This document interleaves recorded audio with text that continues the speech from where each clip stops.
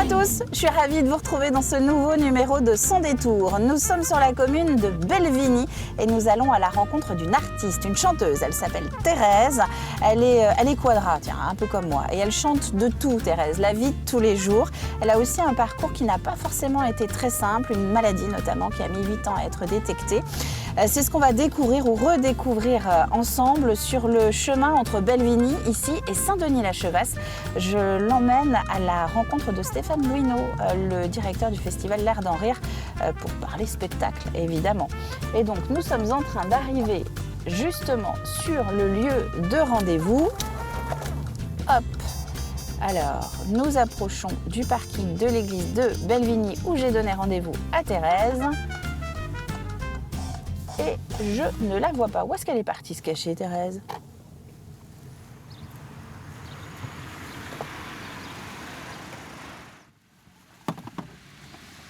As-tu remarqué que je n'arrive jamais par là où on m'attend?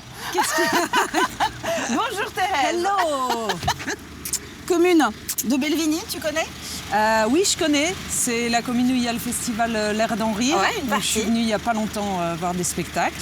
Et puis oui, voilà, on y passe. Et puis de par ton métier, évidemment, tu sillonnes un petit peu le département. C'est ça. Alors ce qu'il faut savoir, c'est que Thérèse, ça fait partie de ces personnes qu'on a envie de tutoyer tout de suite. On ne se connaissait pas forcément de visu avant le début de Sans détour, mais c'est vrai qu'on a à peu près le même âge, c'est ce que je disais. Tu es des années 80 ? C'est ça. Voilà, c'est les meilleurs. Et donc, on va découvrir un petit peu ensemble ton parcours de vie, ton actu aussi, au cours d'une très courte balade. C'est le principe de Sans détour. On va écouter un petit peu de musique aussi au cours de la promenade. Et puis, je t'emmène sur un endroit pour l'instant secret. Ok ? T'es prête à embarquer ? D'accord, bon bah, Voici notre carrosse du jour. Je te propose de passer côté passager. Ok. Hop. Vous connaissez le principe dans Sans détour. Ah oui, que je te raconte les Je deux regarde caméras. pas les caméras, quoi. Ouais, tu fais comme si elles n'étaient pas là. On n'a jamais de caméra sur son pare-brise. Évidemment. Alors là, je vais te coincer. Il y a quelqu'un qui arrive derrière. Si c'est bon. Allez, on y va. Donc oui, le principe, c'est qu'au cours de la route, on va discuter un petit peu toutes les deux. Et puis tu nous diras aussi pourquoi tu as choisi cette chanson. D'accord. Il y a 15 jours, mon invité, elle avait choisi Céline Dion. Et ben c'était top, on a chanté comme des... Voilà. Tout n'est pas montré dans l'émission, évidemment. Ah oui. C'est vrai. Mais en français, je pourrais chanter, mais là, du coup, tu vas... T'es pas polyglotte, toi? Non. C'est vrai? Bah, en fait, si, l'espagnol, je le comprends. Tu comprends l'espagnol? Ouais, okay. je comprends, je l'ai parlé, donc je sais de quoi parle cette chanson. Mais je suis pas... je suis très française. Alors, c'est qui Thérèse, justement? Donc, c'est une artiste française. Alors, Thérèse... Francophone. Oui. Bah, à la base, moi, j'écris des chansons depuis que je suis toute petite. Ouais. Et puis des histoires, et puis des sketchs. Donc, aujourd'hui, mon travail, il se concentre beaucoup autour de l'écriture, de chansons, de sketchs, de livres. Et ça se traduit par un spectacle de chansons et d'humour. T'es une chansonnière? Bah, on peut dire ça, à la base, je pense, oui. Il faudrait que j'aille voir la signification exacte du mot chansonnière, parce que moi, j'aime bien connaître bien la signification des mots, mais oui, à la base... En lien avec l'actu aussi un peu, ou en tout cas la vie de tous les jours? Oui, alors c'est toujours social, en fait. C'est toujours social, réaliste, c'est toujours vraiment ancré dans une réalité qui nous concerne ici. Et qu'est-ce qui va t'inspirer, justement? C'est ton expérience, ton histoire ou celle des autres? Oui, alors tout ce qui m'inspire, c'est des émotions en fait. C'est une émotion qui va naître et l'émotion, elle peut être empathique, donc en lien avec quelqu'un ou ressentie vraiment à l'intérieur de moi par rapport à des choses. Alors l'émotion, c'est pas forcément quelque chose de difficile, hein. Ça peut être aussi de la joie. On a une palette d'émotions immense et c'est aussi ce que je viens explorer. Comment ? Et une langue riche. Et une langue très très riche qui nous permet de l'explorer sous plein de formes. Et c'est ce que je vais chercher aujourd'hui avec l'humour, c'est des nouvelles palettes d'émotions. Mais sur des sujets pas toujours simples. Alors, moi j'écoute, je pioche un peu la vie de future maman. Oh, oui. Les soirées entre copines aussi. Oui. Ça peut paraître anodin, mais ça fait aussi partie Bah voilà, de la vie de tous les jours et ce qui va structurer une personne. C'est exactement ça, et d'ailleurs c'est exactement de ça dont parle mon spectacle, sans se cacher. C'est vraiment la vie d'une femme avec ses déceptions, le décalage entre son rêve et sa réalité, ses recherches intérieures, le développement personnel qu'elle va faire, ses certitudes, ses colères, son stress, ses délires, sa folie, tout ce qui... Alors, du coup, j'ai un spectacle qui est assez nana, quoi, qui est assez féminin, et j'ai un public qui est plus féminin. Est-ce qu'il y a des sujets que tu t'interdis d'aborder? Oh, je crois pas, non. Ouais. Non, parce que la question, c'est pas de s'interdire d'aborder un sujet, d'après moi, c'est la façon dont on va l'aborder. Ce que je m'interdis, ce que j'essaye de pas faire, c'est l'objectif, c'est pas de faire du mal ou de choquer quelqu'un ou d'aller... c'est pas ça l'objectif. Donc, mais ça va plus être dans la forme. D'ailleurs, je pratique aussi beaucoup d'ateliers d'écriture, et ce que je travaille avec les jeunes ou les adultes, c'est au début, on peut balancer ce qu'on veut. Hein. Enfin, il faut se sentir complètement libre en fait quand on écrit, et quand on s'exprime sur scène, on va mettre les formes qu'il faut pour que le message passe. Et si tu regardes le début de ta discographie et aujourd'hui, est-ce que tu colles aussi au phénomène de société? Si on regarde les titres, est-ce qu'on peut se repérer un peu dans les années? Oui, probablement. Alors c'est vrai qu'il y a des titres qui restent. Après, on dit souvent que les artistes, on est un thermomètre de la société, et c'est vrai, hein, parce qu'on vit avec notre temps. Moi, il y a 20 ans, j'avais un public de filles de 20 ans. Aujourd'hui, j'ai un public plutôt de filles de 40 ans, hein, quand même. Donc, c'est les mêmes, elles ont grandi. C'est exact, c'est ça. On grandit ensemble, alors. Je pense que le fond est toujours là. Le fond du propos est toujours là, tous ces questionnements sur la vie, sur le monde, sur qui on est, voilà, ça c'est vraiment le fond de ce que j'écris. Et après, la forme, évidemment, elle évolue beaucoup, et puis, c'est normal, oui. Et puis oui, on grandit ensemble avec le public. Voilà. T'as fait le vent d'espace, toi? J'ai fait le vent d'espace. On va là-bas? C'est dans notre dos. Je regarde pas où on va. Alors breaking news. Moi, je te fais confiance. Thérèse n'est pas bonne en géographie vendéenne. C'est que je regardais pas. En fait, le paysage est magnifique. Ah oui, c'est vrai qu'on pourrait dire qu'elle est complètement flippée parce qu'elle ne sait pas où on va. Et donc, en fait, tu as très peur de l'endroit où je t'emmène. Non, mais en fait, je suis concentrée sur ce qu'on se dit et je vois juste ce paysage magnifique avec cette brume, ces arbres de toutes les couleurs. C'est vraiment très beau. La Vendée, c'est très très beau quand même. Et donc, d'ailleurs, ton port d'attache, donc c'est les Sables. Oui, là, tu arrives à y revenir régulièrement? Oui, quand même, ouais, bien sûr. Ouais. À prendre le temps de se ressourcer entre deux concerts. C'est important, puis moi j'habite là parce que j'ai besoin d'être au bord de la mer. T'as besoin de respirer, d'avoir un horizon dégagé? Oui, en fait je trouve que ça...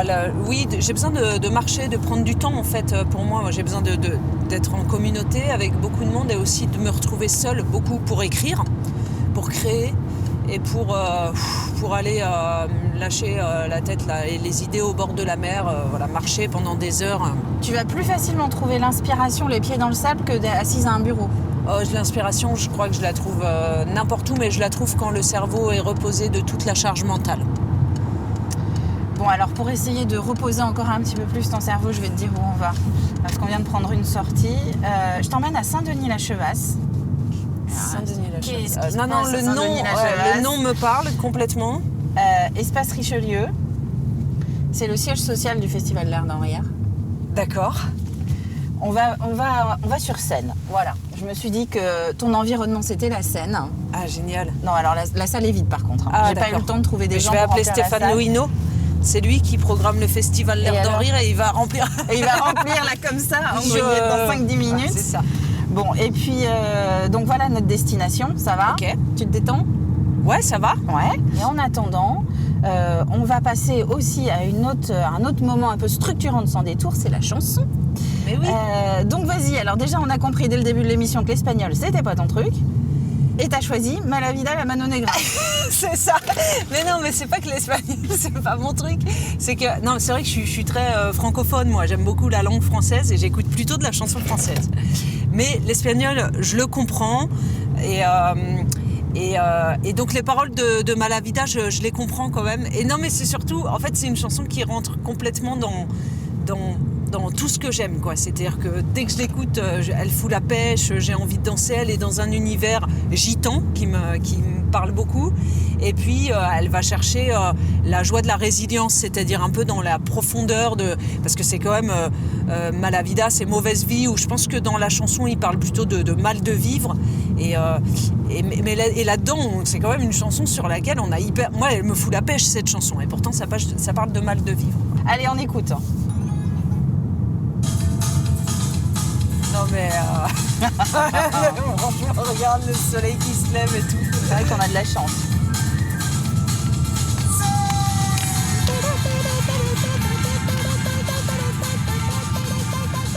Pour éloigner les sangliers aussi dans la campagne, pour pas en avoir un qui nous traverse la route.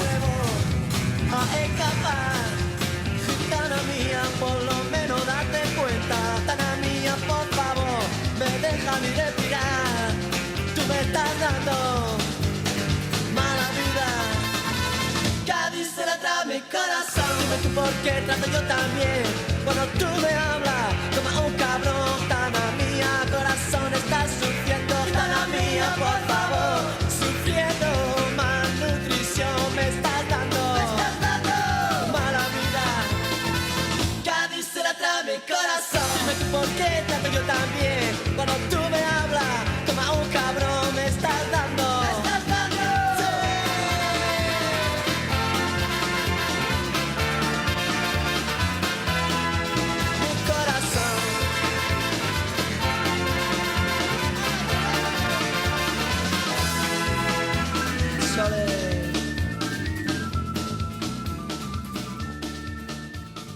Je me demandais si on pouvait tous devenir chanteurs, chanteuses, ou s'il fallait. Est-ce que c'est une technique ou est-ce que c'est quand même un don à l'origine?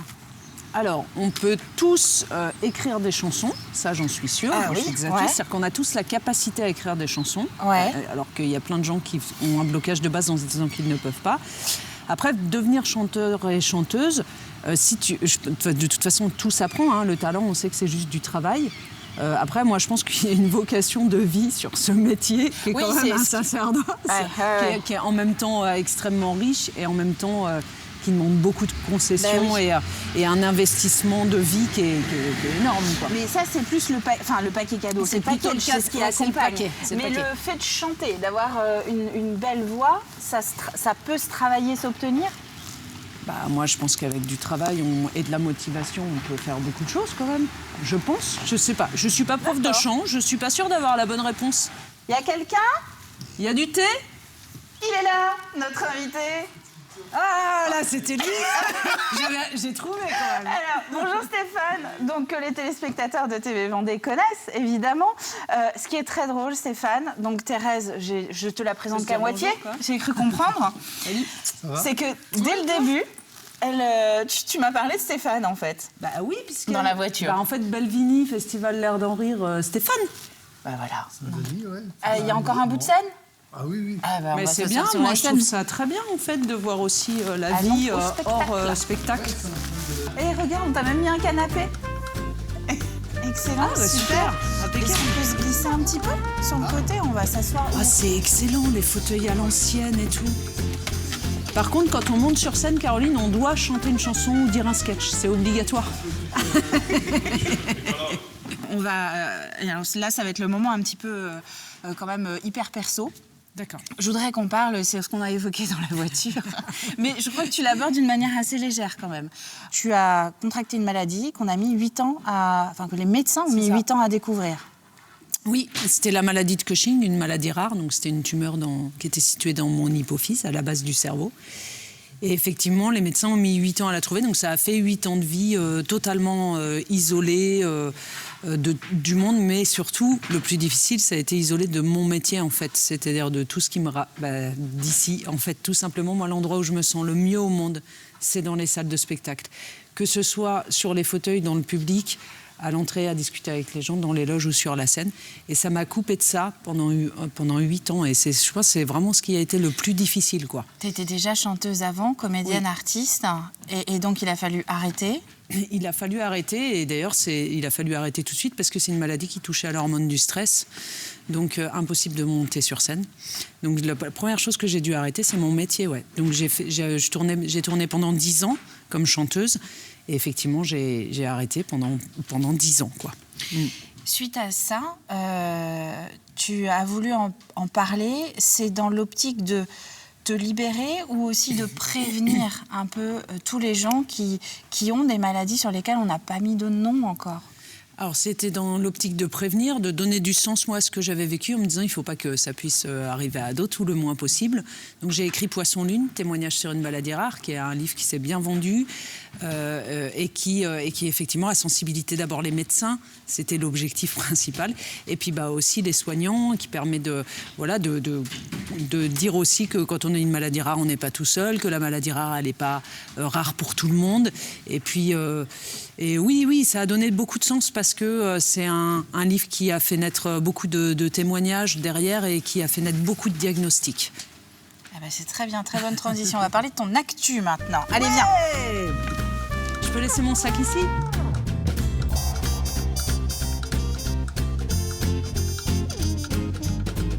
Oui, donc ton actu, parce que quand même, on va parler de Thérèse 2023, mais surtout 2024 et 2025. Mais oui, qu'est-ce qui t'attend là ? Plein de trucs à dire. Alors, qu'est-ce qui t'attend ? Thérèse, spectacle sans se cacher, avec l'album. Donc l'album, on sort le premier single Electrovan le 12 janvier 2024 sur toutes les plateformes.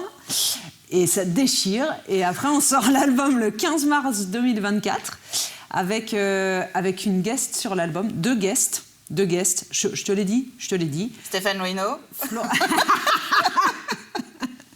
Peut-être un jour. Il y a Florence Gaborio qui chante un duo avec moi. Et il y a une autre chanson où elle chante avec quelqu'un d'autre. Et c'est Élodie Pou qui, pour la première fois, va chanter sur un album. Donc l'humoriste Élodie Pou. Et voilà, donc j'ai enregistré avec elle. Donc je suis super contente parce que j'ai fait une vingtaine de ses premières parties. On s'entend bien. Vous êtes rencontrés comment d'ailleurs ? Eh ben, on s'est rencontrés à l'occasion d'une première partie que j'ai faite au Vent d'Espace. Et après, il y a eu une vingtaine de dates sur un an, jusqu'au Zénith de Nantes. Et il en est ressorti une vraie complicité en fait, artistique et professionnelle. Et que là, on continue, du coup, alors, parce que moi, je lui faisais faire de la technique vocale dans les loges. Et aujourd'hui, elle enregistre avec moi une chanson sur mon album. Je suis vraiment super contente de ça. Et en plus, vous êtes un peu sur le même registre, toutes les deux. Alors, moi, c'est en la découvrant et en faisant ces premières parties que moi, je me suis complètement plongée dans le registre humoristique. Tu t'es lâchée. Ouais, je me suis dit... j'ai trouvé ça chouette, quoi. Je trouvais qu'on avait besoin de rire, que moi, j'avais besoin de rire, que les gens ont besoin de rire, avaient besoin de rire. Et donc, j'ai monté ce spectacle humoristique sans se cacher, que je vais tourner toute l'année, donc La Roche-sur-Yon, le 15 mars, le jour de la sortie de l'album au Théâtre de la Coutancière. Après, je serai le 16 et le 17 au TNT à Nantes. Et après, il faut aller voir sur le site internet, le site de Thérèse.com et mes réseaux sociaux. Thérèse.artiste, tout ça c'est tenu par Antoine Sorin, que je remercie parce qu'il fait un travail formidable. On ne peut pas tout faire, faut s'entourer de pro aussi. C'est exactement ça. Et donc il y a toutes les dates de la tournée jusqu'au Festival d'Avignon. Et oui, parce qu'Avignon aussi. Quand même. Et Avignon, où je serai au Théâtre de la Typique pendant un mois. Et donc ce spectacle, c'est important que je le dise, il a été mis en scène par Johan Mété, qui est devenu un ami aussi, et qui est un formidable comédien, clown, conteur, humoriste, et qui m'apprend, parce qu'il continue à m'apprendre la comédie, le clown, et puis qui m'a emmené là où je voulais, dans la naïveté, l'autodérision, avec un personnage qui est... On a gardé des chansons, donc c'est un spectacle de chansons et d'humour, et ce que j'ai retenu aussi de cette complicité avec Élodie Pou, et ce que je voulais donner à ce spectacle, c'est l'énergie, parce qu'Élodie, elle est quelqu'un de très énergique sur scène, et très dans le corps, et donc j'ai beaucoup travaillé le corps et l'énergie, là ça dépote. C'est-à-dire que tu te l'appliques au quotidien aussi un petit peu, non ? On sent que tu dégages une certaine énergie. Une tonicité, ouais. Non mais le spectacle, il envoie, et franchement, il envoie, c'est une ambiance multivitaminée, ça fait du bien, je dois faire comme moi-même, alors venez quoi. Venez voir. En tout cas, merci beaucoup Thérèse pour ce chouette moment. Merci à vous de m'avoir invité. J'ai noté qu'on viendra te voir prochainement du côté de Saint-Denis parce que vraiment, tu kiffes la salle. Ah mais oui. Je vais aller boire un petit thé avec lui. On va aller alors voilà, maintenant, il y a la fin de l'émission, donc c'est la fin de Sans détour. Nous, on va aller prendre un café, un thé avec Stéphane pour essayer de bloquer une date dans la salle de Saint-Denis-la-Chevasse. En tout cas, je vous remercie d'avoir été une nouvelle fois au rendez-vous. N'hésitez pas à aller sur le site de Thérèse, vous verrez des extraits vidéo aussi de ce qu'elle fait, de ce qu'elle chante. Ça vous donnera une idée un petit peu plus précise de son répertoire. Et voilà, moi je vous donne rendez-vous dans 15 jours. La semaine prochaine, c'est une petite virée avec Hervé Le Rock. Donc bonne semaine à tous et bonne route. Merci, au revoir.